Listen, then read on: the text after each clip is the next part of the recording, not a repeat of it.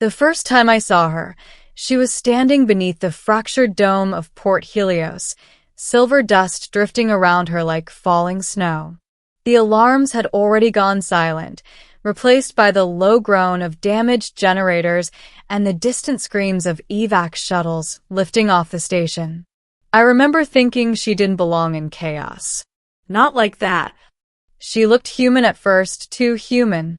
Dark hair pulled back in a loose knot, eyes sharp with focus, posture calm in a way that came only from command.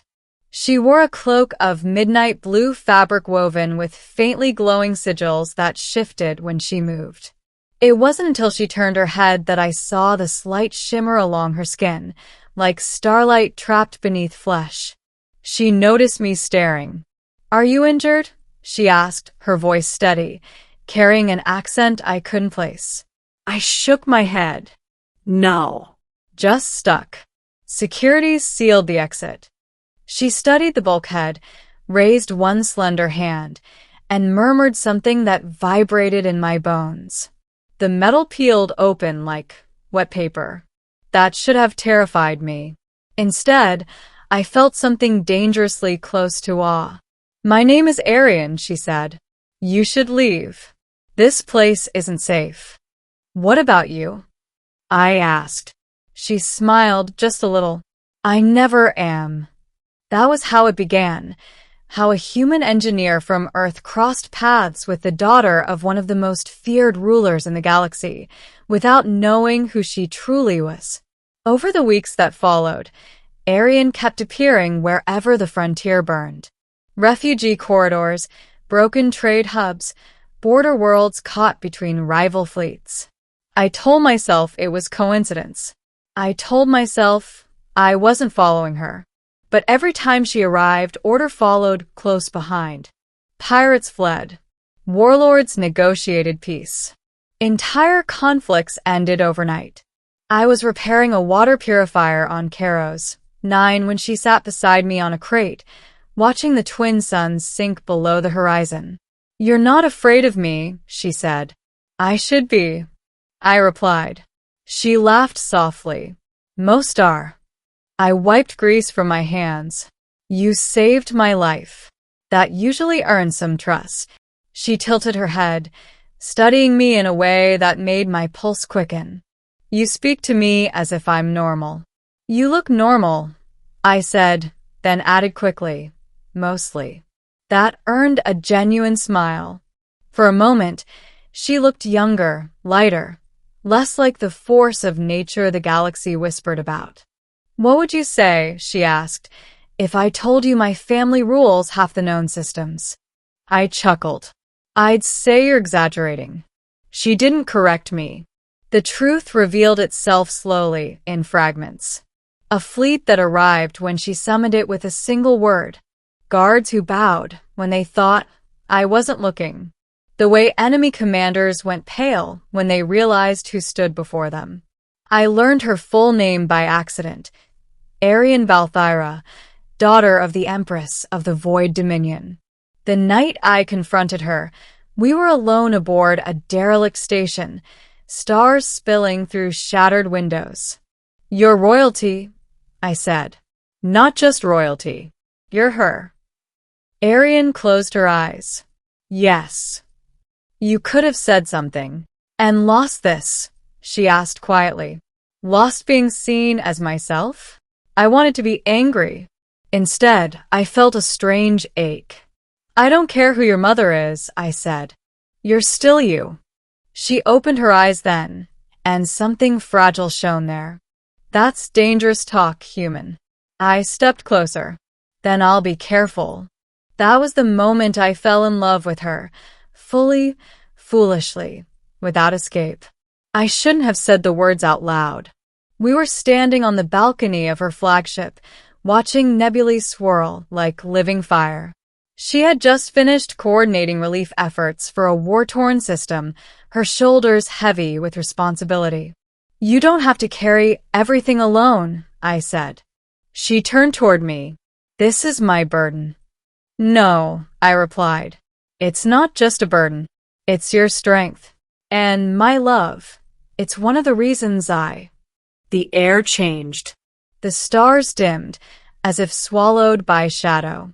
A pressure crushed down on my chest, forcing me to my knees. Arian gasped, eyes wide, and dropped beside me. The space before us tore open. From the rift emerged a figure of impossible scale and presence, tall, draped in living darkness, her crown a halo of fractured stars. Her eyes burned violet, ancient and merciless. The Empress of the Void Dominion, Arian's mother. Her voice echoed without sound, vibrating directly inside my skull. My love, you dared say that about my daughter, human. I tried to speak. No words came. Arian rose, trembling but defiant. Mother, stop this. The Empress's gaze never left me.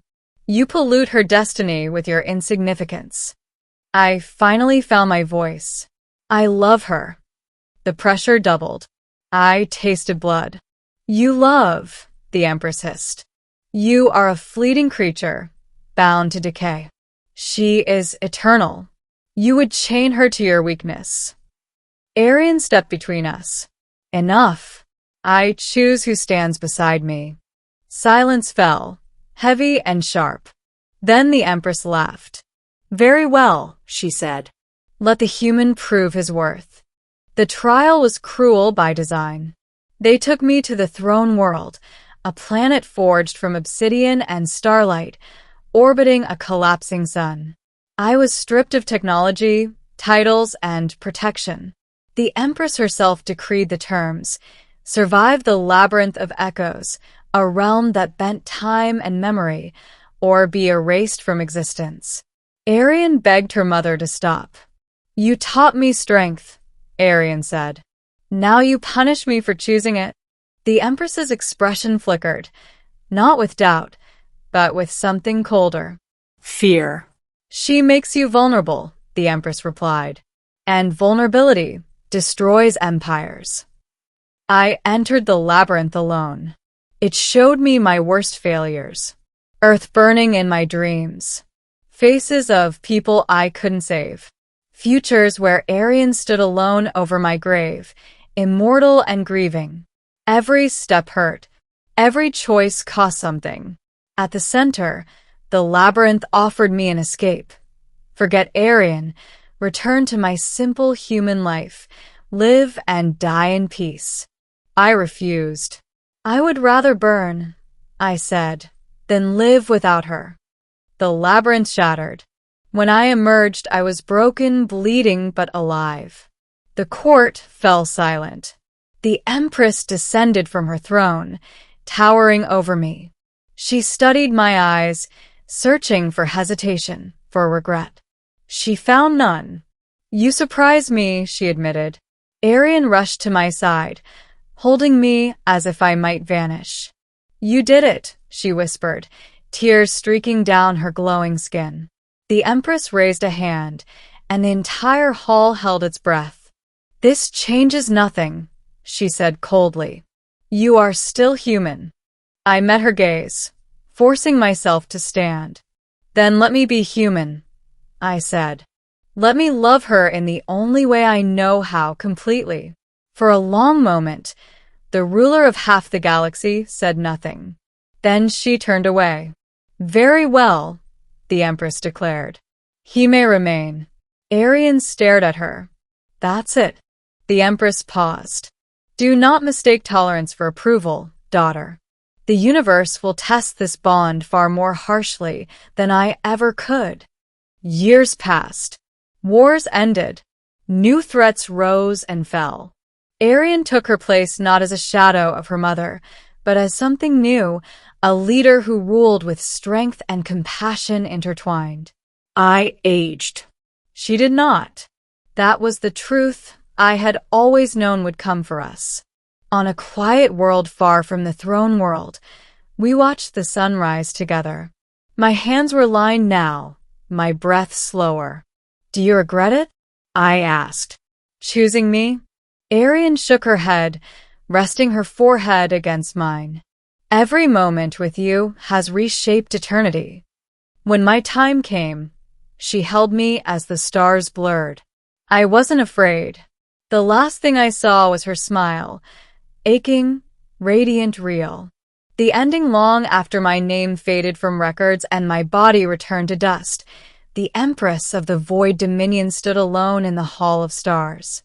Before her hovered a single, small monument, an unassuming human name etched into crystal. Arian, now Empress herself, stood beside her. He changed you, the former Empress said quietly. Arian nodded.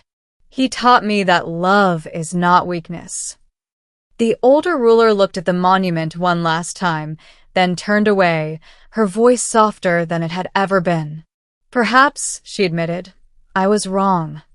And in that moment, the galaxy shifted, not with war or conquest, but with the quiet, irreversible power of a love that even eternity could not erase.